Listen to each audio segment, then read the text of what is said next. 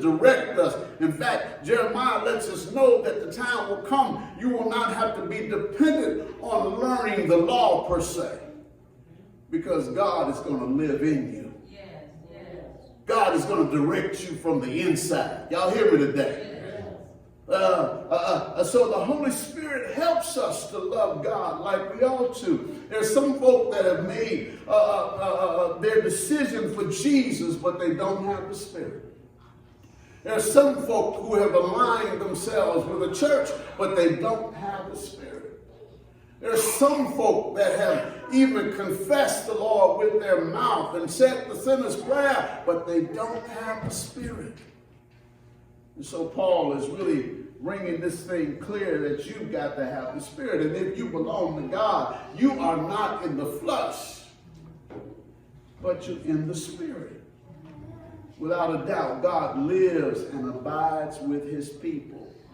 You know, what God is doing today in what is called the new Exodus is very similar to what God did in the original Exodus, where when God brings his people out of Egypt, God sets up his presence, and they call it the Shekinah glory of God.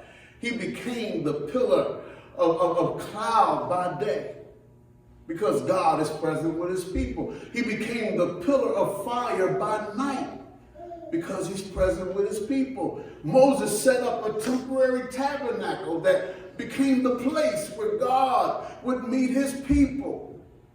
But in this day and time, God comes to live in us. No wonder Paul says, you are the temple of God. Yes.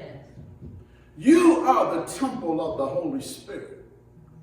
God is making his presence felt in your life from day to day. You experience God from day to day. Not just when you get in the church building, not just when you get with other children of God, not just when you begin to arrange yourself in such a way that you can be part of a corporate worship. But God is with us every day. When you have his Spirit, he is present with you from day to day. Paul suggests that the Spirit-filled person cannot be in the flesh. It's an oxymoron. It just can't happen. If you're in the Spirit, you can't be in the flesh. If you're in the flesh, you can't be in the Spirit. The Spirit-filled person cannot be in the flesh. We have moved away from the old life that is dictated by the flesh. We could not please God in the flesh. Some tried, even when the law was in place. They tried to please God through fleshly means. They tried to obey the law. They tried to keep all the rules. They tried to establish themselves in such a way that they could, even in the presence of God, say, I did everything. But the scripture lets us know that you can't please God in the flesh. It takes the Holy Spirit operating in your life for you to be pleasing to God.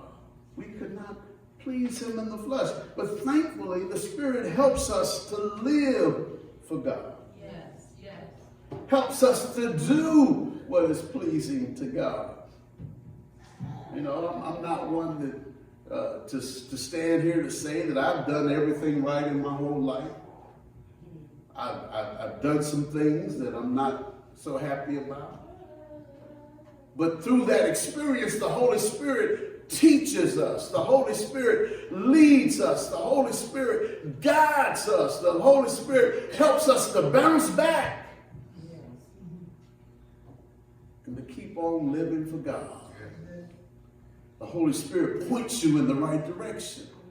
The Holy Spirit says you can make it, you can take it. The Holy Spirit helps you to survive even those bad decisions, because you are people of the Spirit instead of people of the flesh.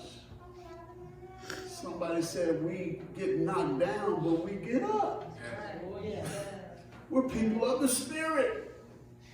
Holy Spirit operating within us.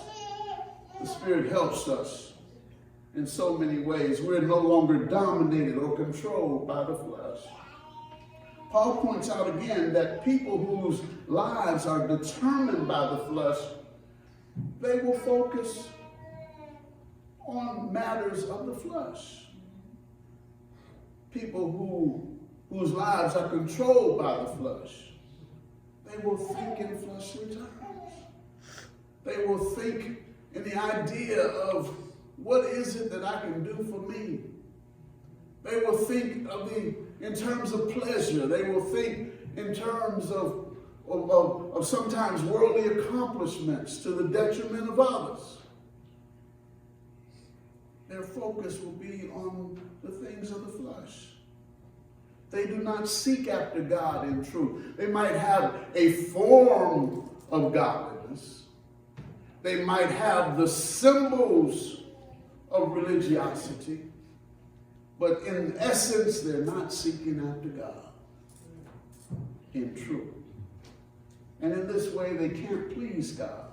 On the other hand, people whose lives are controlled by the Spirit focus their minds on the things of the Spirit.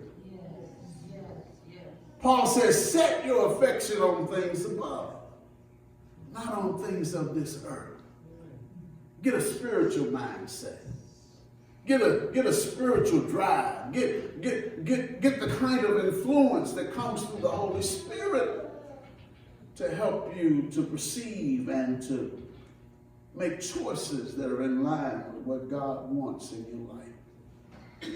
The Holy Spirit in you. In the Roman text, or in this text, Paul lets us know, and here's 4 things, and then I got 3 things, and then I'm done. Paul lets us know, number 1, to be saved is to be indwelt by God's Spirit. In other words, you are people of the Spirit if, and that's the big conditional word right there, you are people of the Spirit if God's Spirit lives in you. That's what verse 9 points to. You are people of the Spirit if God's Spirit lives in you. The second thing is when God's Spirit lives in you, when God's Spirit lives in you, you are not in the flesh.